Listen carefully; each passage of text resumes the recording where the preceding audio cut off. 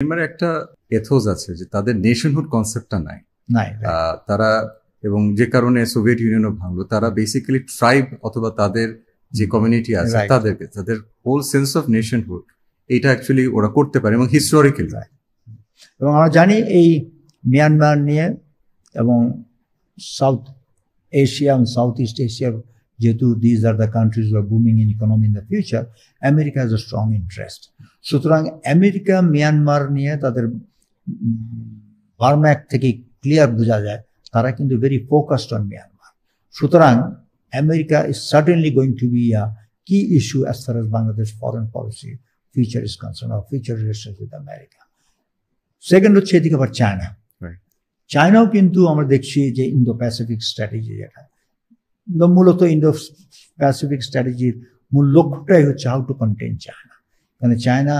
emerging as a great economic পাওয়ার এবং ইদানিং তারা কিন্তু মিলিটারিলি কিন্তু তারা বিকামিং অ্যাগ্রেসিভ এবং তাদের certain technologies day by day যারা যেভাবে মিলিটারি টেকনোলজি ডেভেলপ করছে অ্যান্ড এরা কিন্তু পশ্চিমা বিশ্বকে চ্যালেঞ্জের মুখে ফেলে দিচ্ছে তাদের অ্যাকুরেসি তাদের advancement of technology is suddenly a point which the West are powers are seriously thinking about সুতরাং একদিকে আমাদের চায়না একদিকে আমেরিকা আর একটা হচ্ছে আমাদের পার্শ্ববর্তী দেশ ইন্ডিয়া গত 15 বছরে বাংলাদেশে যেভাবে একভাবে আধিপত্য করে গেছে সেটা কিন্তু এই আগস্ট রেভলিউশনের পরে সেই সুযোগ তারা হারিয়েছে এবং তারা অবশ্যই এই হারিয়ে যাওয়াটা কিন্তু তারা ভালো চোখে দেখবে না এবং তারা সুযোগ খুঁজতেছে কখন তারা আবার এটাকে হয় ফিরে পাবে না তো এই এলাকাকে ডিস্টার্ব করবে আমাদের সচেতন হতে হবে এই তিনটা সেক্টরে how we balance very interesting example হচ্ছে দেখেন আপনি পাকিস্তানের সাথে চায়নার সম্পর্ক খুবই ভালো তারপরেও পাকিস্তান কিন্তু আবার ঠিকই আমেরিকার সাথে ভালো রিলেশন মানে in the history of America a serving chief to be invited by the president for an exclusive lunch unheard of এটা কেন সম্ভব হলো পাকিস্তানের সাথে সম্ভব হলো যে Pakistan has achieved a certain level of deterrence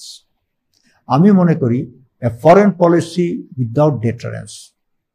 দন্তবিহীন বাঘ ইজ অফ নো ইউজ